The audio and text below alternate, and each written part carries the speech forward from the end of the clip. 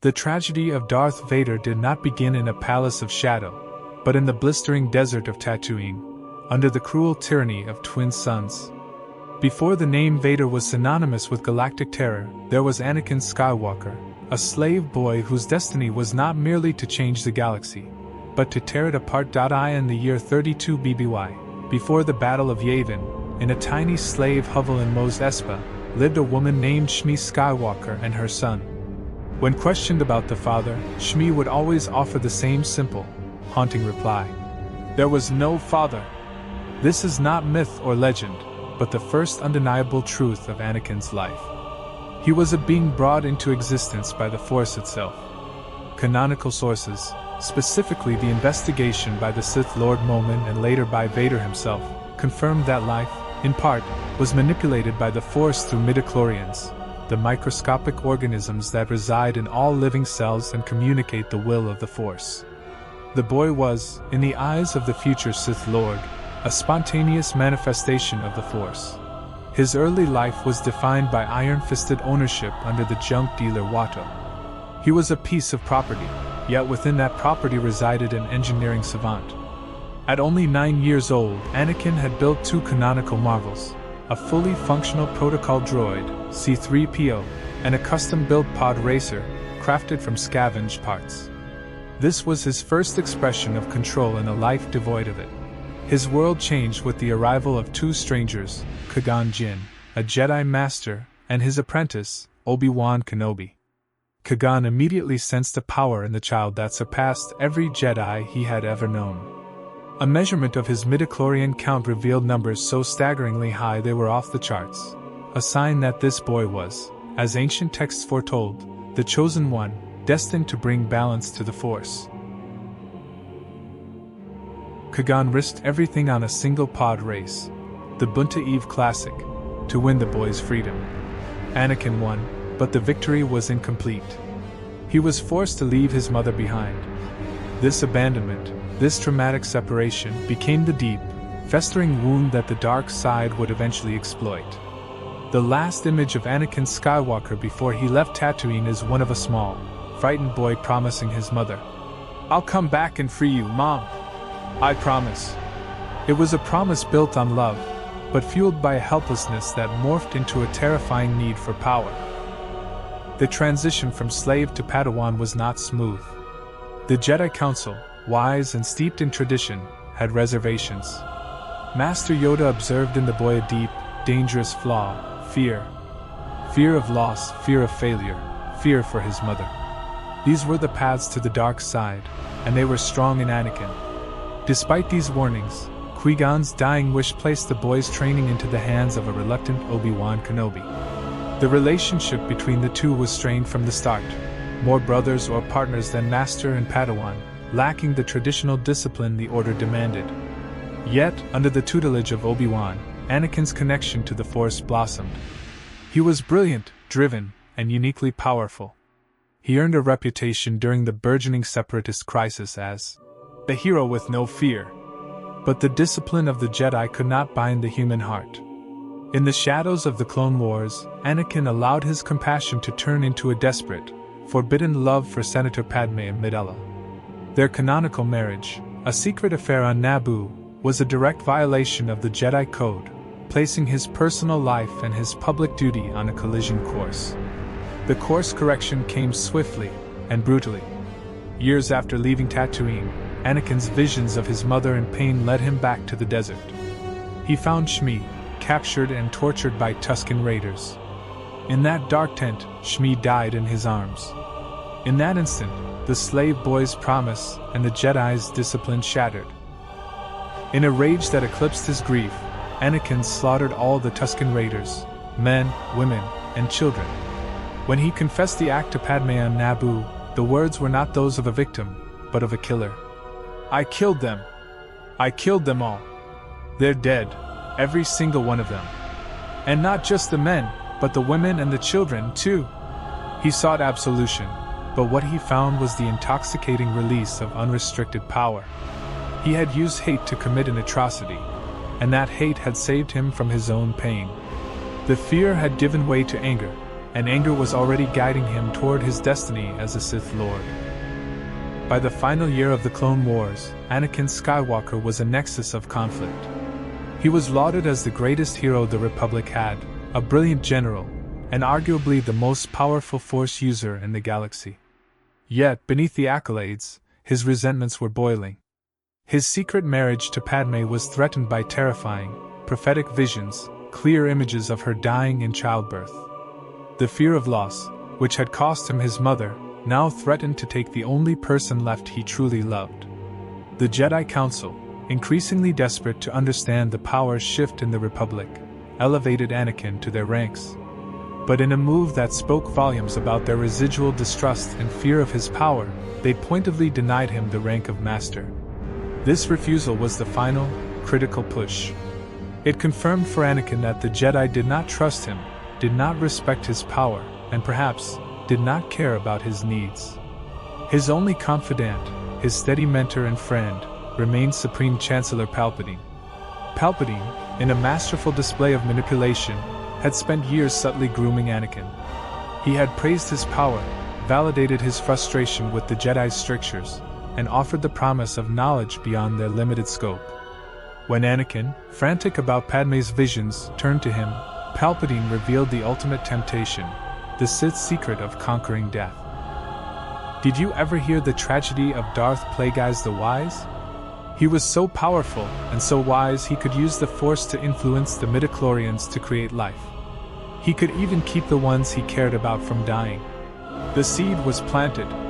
Anakin was desperate for this power, the ultimate ability to control life and death. Simultaneously, the Jedi Council, now sure of the Sith Lord's presence, tasked Anakin with an impossible burden to spy on Palpatine. This act poisoned Anakin's loyalty. He now stood between the Council, who saw him as a mere informant, and Palpatine, who offered salvation for his beloved Padme. The two paths collided in the Chancellor's office. Anakin discovered Palpatine's true identity, Darth Sidious, the Sith Lord. In a violent duel, Master Mace Windu managed to defeat Sidious, pinning him with his lightsaber. Anakin had the choice: allow the Jedi to end the millennia-long threat of the Sith, or intervene. His choice was fueled by fear and selfishness. If Sidious died, the secret to saving Padme died with him. In a heart-stopping moment, Anakin severed Mace Windu's hand. This single act of betrayal left Sidious free to murder Windu with a blast of Force lightning. This is the canonical point of no return. Anakin Skywalker officially submitted to the dark side, pleading with Palpatine for the power he needed. Palpatine granted the request, anointing him with a new name, a name of destruction and dread, Darth Vader. The new Dark Lord was immediately put to the ultimate test. Palpatine executed Order 66, a secret command chip embedded in the brain of every clone trooper, instantly turning the Republic soldiers against their Jedi generals. It was a swift, overwhelming purge. While clones murdered Jedi across the galaxy, Darth Vader led the 501st Legion on a merciless march on the Jedi Temple, the hallowed ground where he had been trained. Canon confirms the chilling brutality of this act. Vader's primary objective was the Temple's highest security chamber, the place of learning, where he personally slaughtered the gathered younglings, the young children who could not be allowed to survive and one day challenge the new Empire. When the horrific news of the Jedi Purge and Vader's transformation reached Obi-Wan and Yoda, they went immediately to Padme. She refused to believe it. In her desperate attempt to find the truth, she followed Vader's location beacon to the volcanic hellscape of Mustafar, the Separatist command center where the final pieces of Palpatine's plan were falling into place. Padme arrived, pleading with Vader, only to witness his full descent into madness. Consumed by paranoia and the Sith's toxic suspicion, Vader saw Obi-Wan hiding aboard Padme's ship. He immediately concluded that she had betrayed him, brought his master to kill him. The ultimate tragedy was sealed not by Palpatine, but by Vader's own all-consuming fear and hatred. He used the dark side to force-choke the woman he had committed universal treason to save. The stage was set for the final, devastating confrontation between master and apprentice. The duel on Mustafar was not fought for territory or power, but for the soul of Anakin Skywalker. Obi-Wan fought with heartbreak. Vader fought with vicious, unhinged fury. The fight ended not with an elegant strike, but with Obi-Wan's regretful warning, followed by a necessary, catastrophic severing of his former apprentice's limbs. As Vader slid down the black sand toward the volcanic river, Obi-Wan could not bring himself to deliver the killing blow. He took Anakin's lightsaber and walked away, leading him to the agonizing final judgment of the lava and the dark side's embrace. The heat was immense, scarring his body, fusing his flesh, and consuming his lungs. The fire did not kill him, but it ensured that what remained was no longer a man, but a vessel of pain. When Palpatine arrived and retrieved the charred wreck of his apprentice, the last embers of Anakin Skywalker's compassion had been extinguished, replaced by a terrible, singular purpose. The Mustafar fire should have been the end, but the dark side is not about life, it is about preservation through rage. Palpatine rescued Anakin Skywalker, not out of care, but out of necessity. He had created the perfect weapon, and that weapon had to be saved, rebuilt, and forged into the instrument of galactic fear. The canonical reconstruction of Darth Vader was agonizing and deliberate. The complex, specialized life support suit was not designed for comfort, or even peak combat performance. It was designed by Palpatine to be a prison and a focus for perpetual suffering. The armor was bulky, stiff, and prone to environmental vulnerability, ensuring that Vader was utterly dependent on Palpatine for maintenance and survival. His mechanical limbs were powered by painful connections, and the very act of breathing was a constant struggle handled by the chest-mounted control panel. This constant, physical agony served Palpatine's purpose. Pain is power for the Sith. The suit kept the rage necessary to wield the dark side permanently stoked. The helmet, the icon of terror, was the final touch, sealing him off from the world. When the mask was finally attached, Anakin Skywalker's eyes closed, and when the electronic respirators hissed into life, Darth Vader was born. When Vader finally stood, the first words he spoke were not of gratitude, but a desperate, panicked inquiry about Padme. This is where Palpatine administered the final, psychological blow. Palpatine's lie: Vader was told that in his rage, he had personally killed Padme. This lie was the ultimate piece of Sith alchemy. It transformed his grief into unending, self-directed hatred. He had committed the galaxy's greatest atrocities to save her, only to be told he was the one who destroyed her.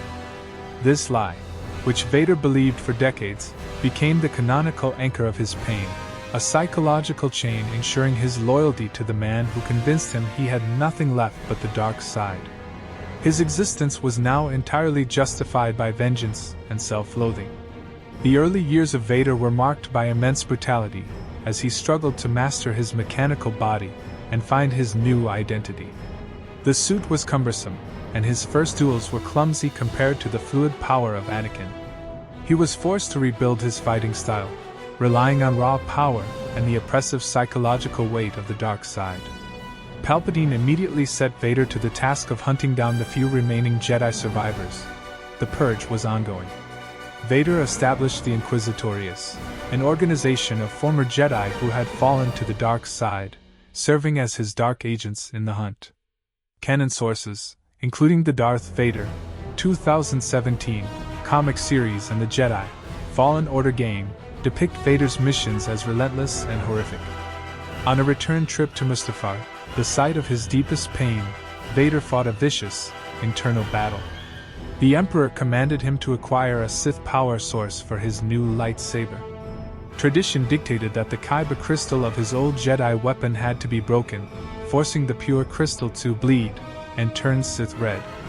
Vader succeeded, plunging his crystal into the well of his hate and officially completing his transformation into a Dark Lord of the Sith.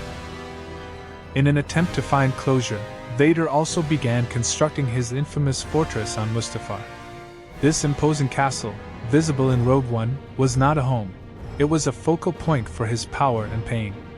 Canonical texts reveal the castle was built atop an ancient Sith nexus, a dark side place where he could draw strength, meditate on his suffering, and crucially, attempt to find a gateway to save Padme in the afterlife, an obsession Palpatine secretly encouraged. The machine was complete. Anakin was gone, replaced by a black, mechanized terror, a walking monument to Palpatine's power and a relentless scourge on the nascent galactic empire. With the armor complete and his soul fully immersed in the dark side, Darth Vader became the physical embodiment of the galactic empire's will. He was Palpatine's chosen instrument, executing his master's commands with chilling efficiency and overwhelming power. The Vader method was simple. Unlike the complex bureaucratic fear employed by Palpatine, Vader's terror was immediate, visceral, and personal. Vader commanded the fearsome Death Squadron, a dedicated fleet of Star Destroyers and TIE Fighters, giving him unparalleled operational autonomy. While Grand Moff Tarkin might employ strategic terrorism, Vader employed individual, tactical brutality. His reputation ensured compliance from even the most seasoned Imperial admirals. Canonical texts confirm his frequent use of the Force choke, a terrifying telekinetic grip that crushed the windpipes of subordinates, as a disciplinary measure. This was not just a means of execution, but a psychological warfare tactic that proved no one, regardless of rank, was safe from his displeasure. The core of Vader's power lay in his ability to maintain perpetual rage. His movements were direct, aggressive, and devoid of Anakin's previous acrobatic flourish. He fought with a singular focus, leveraging the incredible physical strength of his mechanical limbs and the raw kinetic force of his dark side power. In a galaxy now dominated by firearms, Vader's red lightsaber was an ancient, terrifying symbol, a reminder of the power the Jedi once wielded, now turned against the very order it was sworn to protect. During these years, Vader was haunted not by guilt, but by Palpatine's continued manipulation. He was often sent on missions that tested his limits and confirmed his separation from the past, ensuring that his rage remained his only emotional constant. The Emperor needed Vader to believe that he had sacrificed everything for the Sith.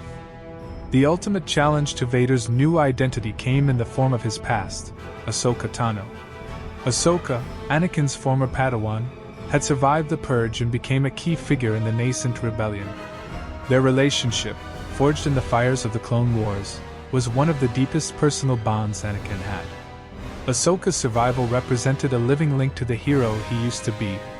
Their fateful canonical confrontation took place years after Order 66 on the planet Malachor, a confrontation detailed in Star Wars Rebels. Ahsoka fought a duel not just for survival, but for the soul of her master. She pierced the armor, physically and metaphorically. The moment her lightsaber shattered a part of his helmet, a fraction of Anakin's old face was revealed, and a familiar, uncorrupted voice slipped through the modulator. Anakin Skywalker was weak. I destroyed him. Ahsoka's heartbreaking reply. Then I will avenge his death, forced Vader to finally acknowledge the destruction of his old self. He had to kill the last person who called him Anakin. This traumatic event cemented his identity. He had faced his past, and in his mind, he had extinguished it. The tragedy of Ahsoka Tano's final attempt to save him simply reinforced the lie. There is nothing left of the Chosen One. Decades into his tenure, Vader became an active participant in the Empire's ultimate symbol of terror, the Death Star. His role was one of oversight and execution, serving alongside Grand Moff Tarkin. His cold efficiency was on full display when he captured Princess Leia Organa aboard the Tantive 4, seeking the stolen plans to the superweapon. He supervised the cruel destruction of Alderaan, a horrifying act that demonstrated his complete lack of moral boundary. His subsequent confrontation with Obi-Wan Kenobi aboard the Death Star was not a duel of masters, but a final, somber act of severance. Obi-Wan had achieved a new state of peace, but Vader was still consumed by hate. When Obi-Wan allowed Vader to strike him down, vanishing into the Force, Vader witnessed the Jedi achieving the very immortality the Sith sought but could never truly attain. This moment was immediately overshadowed by the young pilot who miraculously destroyed the Death Star, Luke Skywalker. This incredible display of raw, innate Force power piqued Vader's interest. He became obsessed with discovering the pilot's identity. The truth was revealed through Palpatine's spies. This powerful pilot was his son. The discovery of Luke Skywalker is the most significant canonical turning point in Vader's life since his fall. It shattered the psychological foundation of his existence. He had been told he killed Padme, that his line ended, and that his life was only useful for executing Palpatine's rule. But now, he had a son who wielded the Force with the same natural brilliance Anakin possessed. Vader immediately formed a new, treacherous plan. He would no longer serve Palpatine. He would rule the galaxy with his son by his side. This new purpose drove the pursuit of the fledgling Rebel Alliance across the galaxy, culminating in the traps sprung on Cloud City above Bespin. Vader cornered Luke Skywalker, and after a brutal duel in which Luke lost his hand, the truth was delivered. Obi-Wan never told you what happened to your father. He told me enough.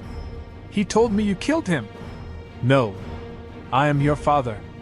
The shock of this canonical revelation, delivered in an effort to convert Luke, not merely torture him, shattered Luke's world, but also deepened the fracture in Vader's armor. For the first time in decades, Vader was acting for a goal other than Palpatine's, a desire for family, for a partner in power. The son was now the key to saving the father's ambition, leading directly into the final, defining conflict of his life. The revelation on Cloud City changed the balance of power within the Sith.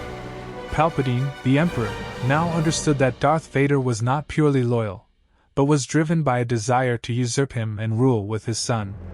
Palpatine's strategy shifted. He needed to either break Luke Skywalker's inherent goodness and make him a Sith apprentice, or use Luke's existence to destroy Vader once and for all. Vader's focus during this period was singular, finding Luke. The son, however, had committed himself fully to the ways of the Jedi. Luke's training was complete, and he was determined to face his father, not in hate, but in hope. He knew the prophecy.